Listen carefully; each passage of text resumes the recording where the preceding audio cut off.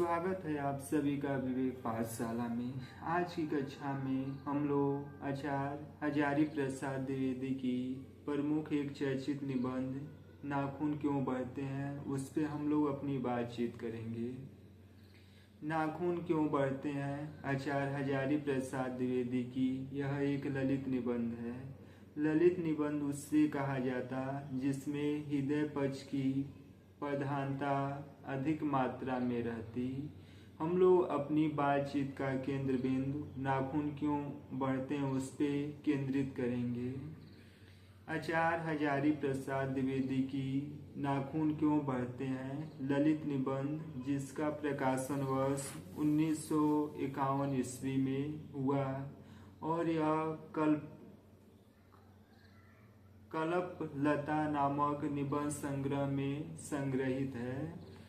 यानी कि नाखून क्यों बढ़ते हैं आचार्य हजारी प्रसाद द्विवेदी का निबंध कल्प लता निबंध संग्रह में संग्रहित है, जिसका प्रकाशन वर्ष 1951 ईस्वी में हुआ।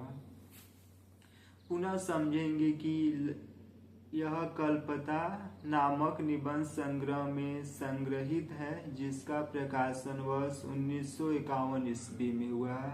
इसमें मुख्य रूप से 20 निबंध हैं। 20 निबंध में देखा जाए तो आम पे बौरा और फिर नाखून क्यों बढ़ते हैं इत्यादि निबंध इस निबंध संग्रह में लगे हुए हैं। नाखून क्यों बढ़ता है यह एक ललित निबंध है, जिसमें द्विवेदी जी की जो मानवतावादी दृष्टिकोण है वह उभर कर सामने हमारे प्रस्तुत हुई है।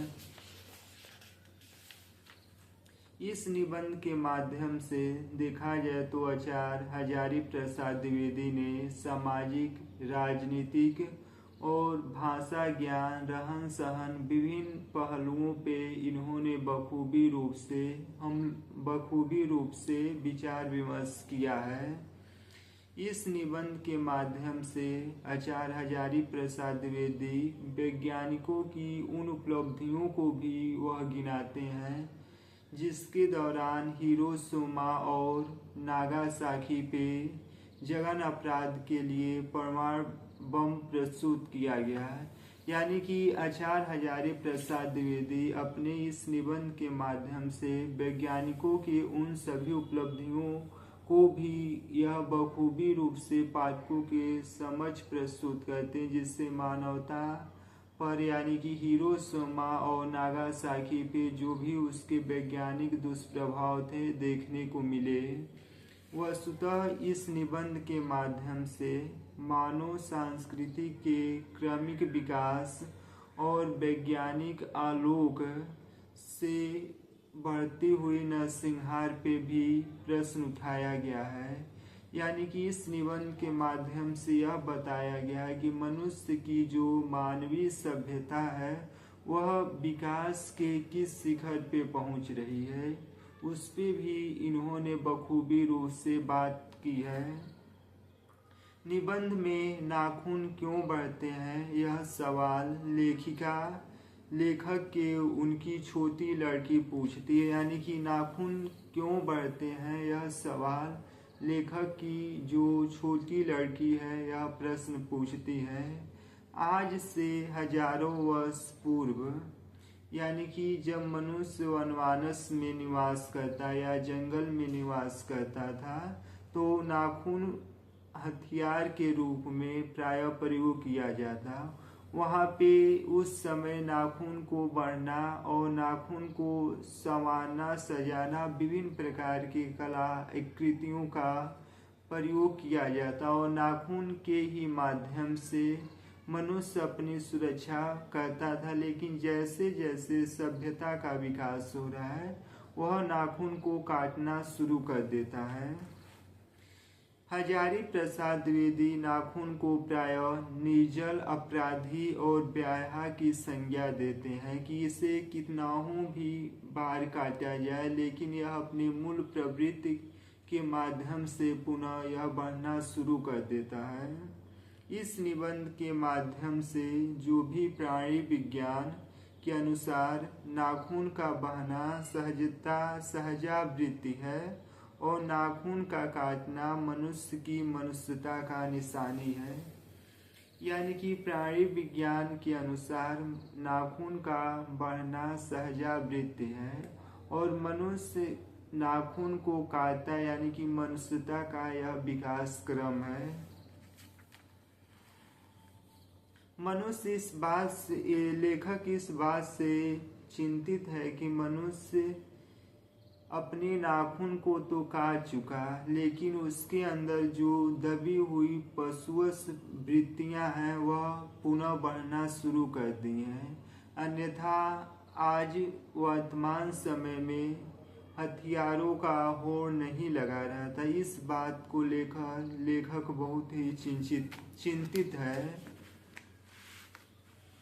लेखक ने निबंध में यह बताया है कि मनुष्य बार बार अपना नाखून काटता है। यह नाखून काटने का आशय है कि मनुष्य के अंदर जो भी पशु प्रवृत्ति है उसको बार बार वह समाप्त करने का प्रयास करता है और यह समय पाकर पुनः यह जागृत हो जाता। इस निबंध के माध्यम से यह बताया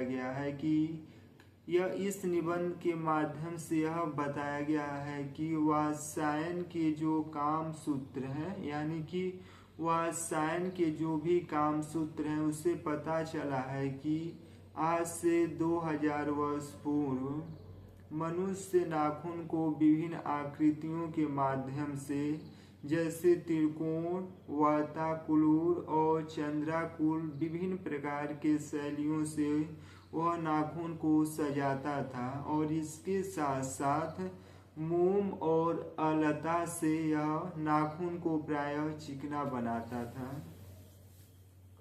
लेखक कहते हैं कि उस समय जब मनुष्य जंगल में निवास करता था तो उस समय जो भी गौण लोग थे, यानी कि गौण जनजाति के लोग थे, वह प्रायः नाखून को बड़ा रखना पसंद करते थे, जबकि दक्षिण के रहने वाले लोग छोटे नखों को रखते थे। यानी कि इस के माध्यम से यह कहते हैं कि उस समय जो भी गौण जनजातियां थी वह बड़े नाखून को रखते थे, जबकि दक्षिण के लोग छोटे नाखून को रखना पसंद करते थे। लेखक ने इस निबंध के माध्यम से यह कह रहा है कि बंदरियां मनुष्य का कभी भी वह आदर्श नहीं बन सकती। आगे तर्क देते हुए पुनः आचार्य हजारी प्रसाद द्विवेदी कहते हैं कि जो कुछ हमारा पुराना है, यानी कि जो कुछ हमारा पुराना है, जो कुछ हमारा विशेष है, हमारी पहचान है, धरोहर है, उससे हम चिपटे रहें। पुराने का मोह सदैव हितकारी नहीं होता। मरे हुए बच्चे को गोद में लेकर जिस प्रकार से बंदरिया घूमती फिरती है, वह कभी भी हमारा आदर्श नहीं बन सकती। इस निबंध में एक बूढ़े का जिक्र होता, बूढ़े का जिक्र यानी कि महात्मा गांधी का जिक्र होता, और इस निबंध के माध्यम से वास्तविक जीवन की सफलता दो शब्दों पे निर्भर करती, यानी कि दो प्रयोजन पे निर्भर करती, चरितार्थ और सफलता। यद्यपि दोनों शब्द अलग अलग भाव, भंगिमा या घोतक का प्रतीक हैं। कुछ समय यानी कि निबंध की शुरुआत में ही लेखक कहता है कि कुछ वर्ष पहले मनुष्य वनवानस यानी कि मनुष्य जंगलों में रहता था। लेखक शुरुआत ही में कहता है कि शुरुआत ही समय में मनुष्य जब जंगलों में निवास करता तो वह अपना नाखून हथियार के रूप में प्रयोग करता था, और उसके बाद जैसे जैसे मनुष्य का जीवन और सभ्यता का विकास क्रम की रूपरेखा तय हुई तो मनुष्य के अस्त्र के स्वरूप भी बदलना शुरू हुए। और इन्हीं सबों पे देखा जाए तो मनुष्य नाखून के प्रयोग के साथ अब ढाल, पेड़ों की छाल का प्रयोग करना शुरू कर दिया, और बाद में देखा जाए जो भी राम जी की सेना थी वह बनवारी सेना इसके उदाहरण के रूप में इन्होंने चित्रित किया है।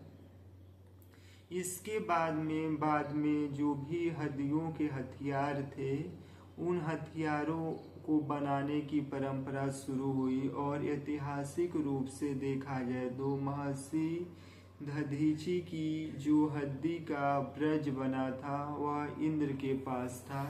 यानी कि जैसे जैसे मनुष्य की विकास की प्रक्रिया शुरू हुई वैसे ही ठीक देखा जाए कुछ समय बाद मनुष्य पहले नाखून का प्रयोग करता, उसके बाद ढीलों और पेड़ की छालों का प्रयोग करना शुरू कर दिया। उसके बाद हथियार के रूप में हड्डियों का हथियार बनना शुरू हो गया। सबसे मजबूत हथियार महर्षि दधाची की जो भी हड्डी थी उस हड्डी की बनी थी और यह हथियार इंद्र के पास थी।